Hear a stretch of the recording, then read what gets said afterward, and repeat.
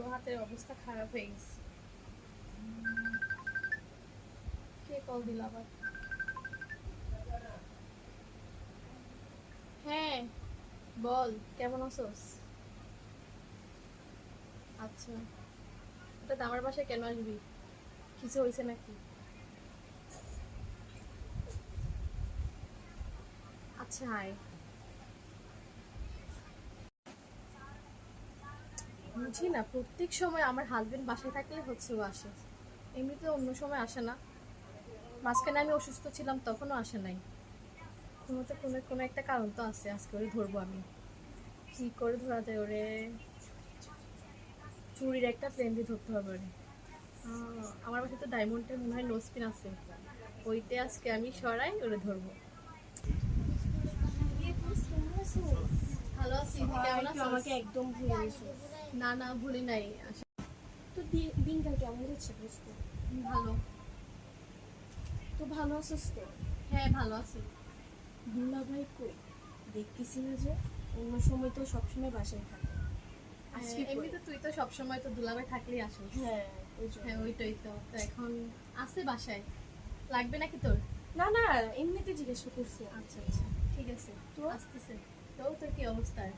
আছি বোন, ভালোই আছি। আচ্ছা আচ্ছা, তো বস তুই, আমি তোর জন্য কিছু নাস্তা না দোষ, আজকে আর বসবো না, চলে যাই। তাইলে একটু বস, তুই একটু বস, 1 মিনিট বস। হ্যাঁ আচ্ছা ঠিক আছে। রহিমা, এই রহিমা, এদিকে আসো তো।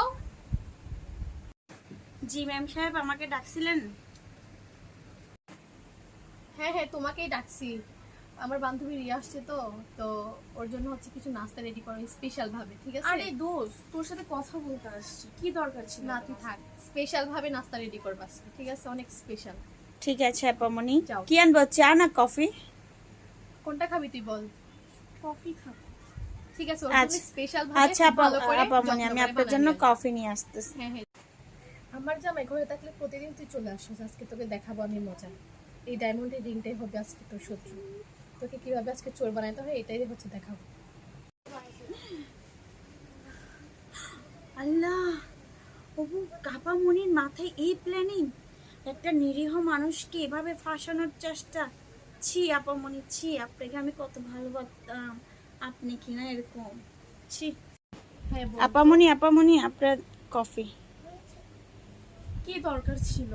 না খা, কফি তো, আর কিছু তো খাবি না, কফি খা।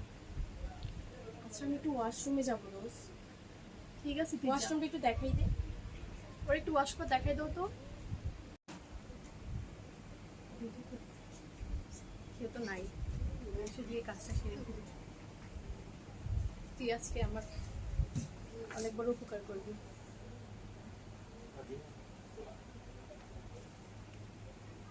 তোকে শিখাবো আমি কিভাবে মানুষের জামাইকে কেড়ে নিতে হয়, এটা আমি তোকে শিখাবো। কি রে, ও আবার কোথায় গেল? কি রে, আমার রিংটা কোথায় গেল? আমার রিংটা কোথায় গেল? তুই তো পাচ্ছি না। কি খুঁজতেছিস দোষ? আমার রিং ছিল, আমার ডায়মন্ডের রিং, পাচ্ছি না কি আমি। বলস? দাঁড়া আমি খুঁজি দিই। হ্যাঁ দেখ দেখ।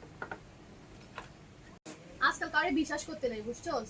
দোষ, কিছু মনে করিস না, তোর পাঁচটা একটু এদিকে দে তো আমাকে। দোষ, শেষ পর্যন্ত তুইও আমাকে অবিশ্বাস করলি। তুই দে না, তুই দে।